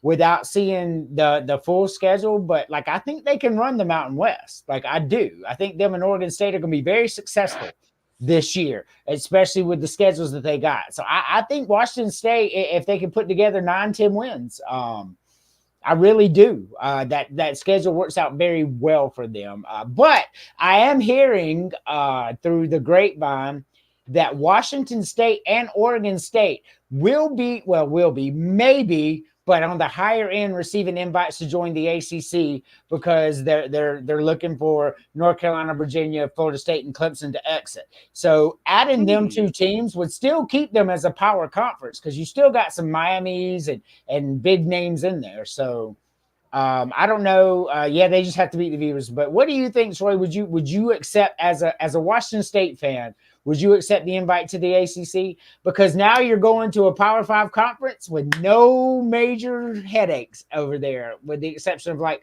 Miami and Virginia Tech. But why? But why? Money.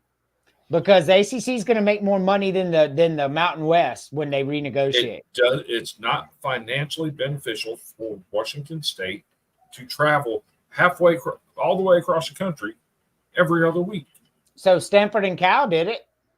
It's not financially. No, it's not financially feasible. But all right, so there's already 3 Pac-12 teams that went to the ACC, right? Stanford, Cal, and what was the third team? I mean, hell, USC and I believe UCLA are going to the Big Ten. Right. So it's dumb. But you think 3? It really is dumb. 3 West Coast teams made their way to the ACC. Now, if you take 2 more to the ACC, you'll have 4 games on the West Coast, right? So, because you want to keep it regional as much as possible, maybe that's a little more financially stable than traveling, 6-7 times across the country. I don't know. Money wise, it makes sense to me, but it all starts next year. But I'm just saying in the future, like, because Florida State and Clemson are trying to get out, right? The SEC wants North Carolina, whether they're admitting it or not. They want North Carolina and they want Virginia, and they want them badly. I think the SEC would pass on Florida State and Clemson to get North Carolina and Virginia. I would. Like, what does Clemson and Florida State bring to the SEC? Nothing. TV markets? No. Crybabies. What's that? Crybabies. Yeah, they do bring crybabies. Florida State is the biggest crybabies out there. We all know it. You know it. I know it. I mean, Florida State couldn't even add the loss that they had against Georgia on their undefeated ring. Florida State wants no part of the SEC. Yes. Run, motherfucker, run. They want the Big Ten. Florida State wants the Big Ten. Clemson wants the SEC, but it makes no financial sense to add Clemson because now you're just splitting money with them and they bring nothing.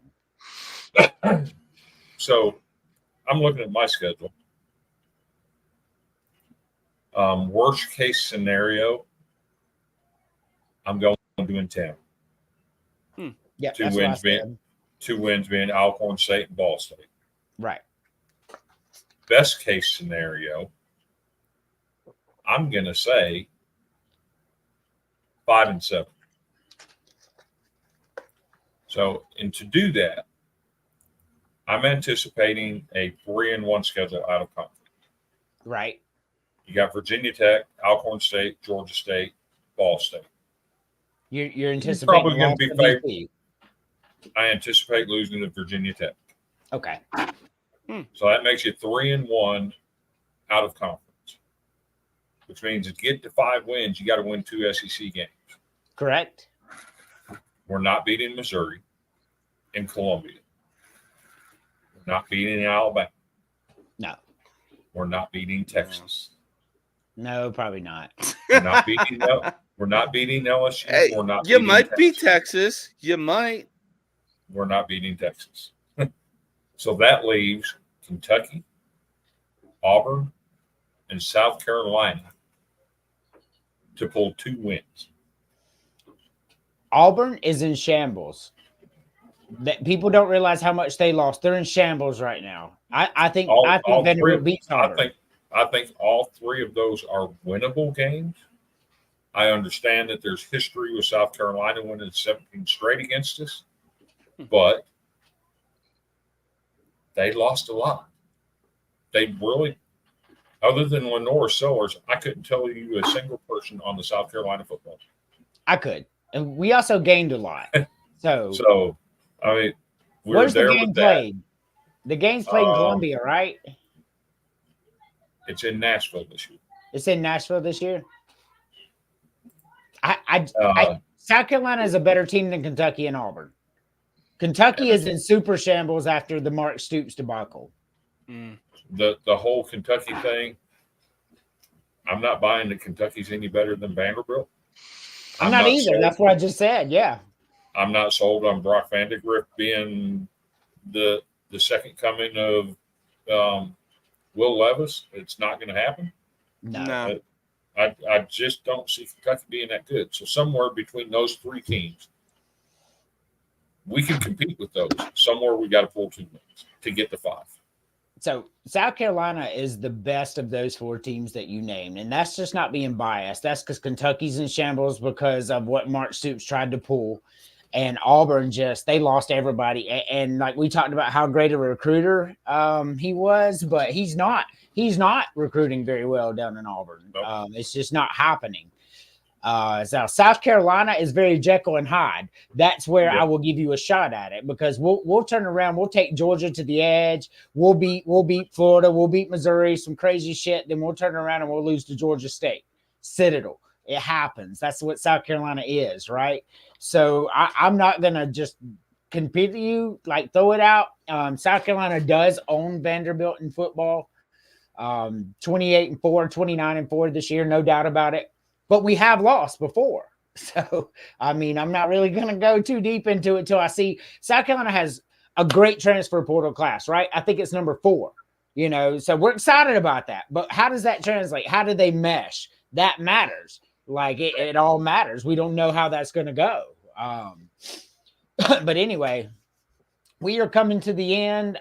We got 8 minutes left before George starts messaging us. So we'll start with final thoughts. We'll start with you, James. Final thoughts. Oh, man. Well, I know we're still early in the season of baseball, but it's only a matter of time before Atlanta goes on a little skid and some of the other big-name teams play catch-up, and that is including the Orioles, too. So, like we've been talking about for so long, though, this 2024 season for baseball arguably might be the best season that we see for baseball. I agree.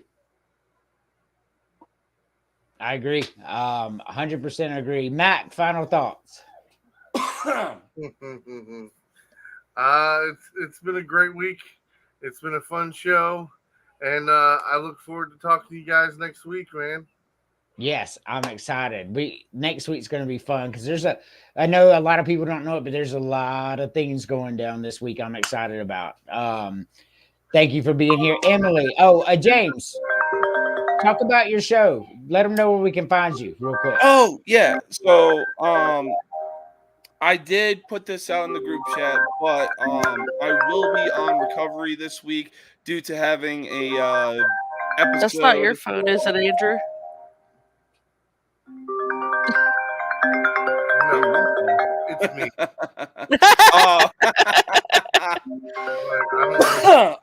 But so this week I will be on recovery due to having an episode at work this past week. It required me to go to the ER, but next week I will be back better, bigger than ever. You can catch me on YouTube on Fridays or Saturday, depending on my work schedule. It is the most uncut, unfiltered, and uncensored sports talk show you will find on YouTube and even social media for that matter. And at the end of the day, you will know whose game it is with everybody saying no mercy sports. Yeah. Emily, let's get your final thoughts real quick because you're getting invaded. Yes, I'm getting invaded by a 3-year-old. Apparently a 3-year-old with a ponytail. Oh. So lovely. As long as a 3-year-old ain't squatting underneath the desk. That's right. Not right now. Yeah. Final thoughts. Great show. We'll be here next week. We'll have some more fun. Hopefully not more fat people on video, though. We'll see how that goes. Yes. Chris, final thoughts. Final thoughts. Mine are kind of mixed together. I got two of them, actually. Number one, let's stop trying to make women into men and trying to get women basketball players to play in a men's league. Stop it. You don't want men playing in the women's league? Stop trying to get women to play in the men's league. Second, AB, get yourself some damn help. You have got a sick mind, dude. I don't know what's going on in your personal life, but you got a sick mind. Get yourself some help, Antonio Brown. Yes. Antonio Brown is one of the best follows on X, man. He has completely lost his flipping mind. Yes. Did you see his post today? No. You got to see his post about Shannon Sharp today. Yes, in the sink, I did see that. Yes, I did see that. I'm gonna have to take it. You said about Shannon Sharp? Yeah, he posts about Shannon Sharp all the time. He's got some items in the sink. Just you'll see the post. All right. I did see the post. Thank you guys so much for coming. I appreciate it. We will see y'all next week.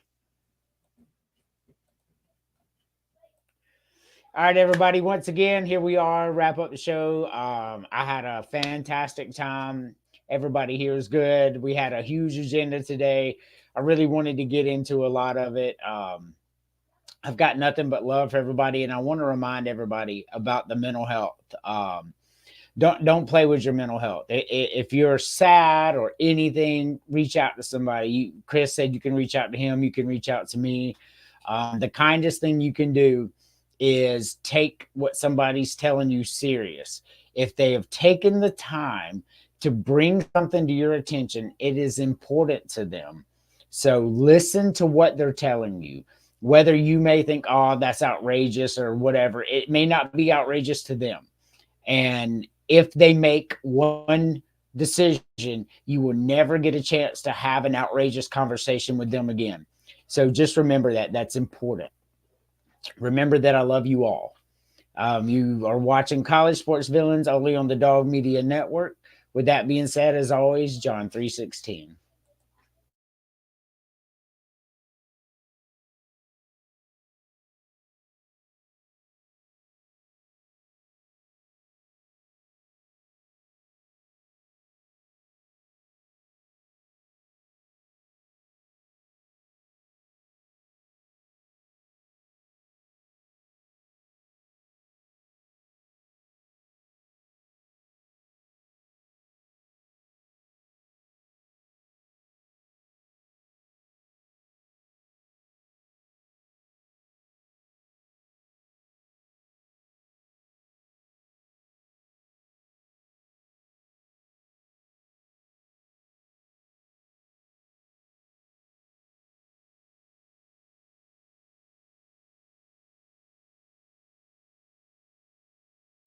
College Football Dogs.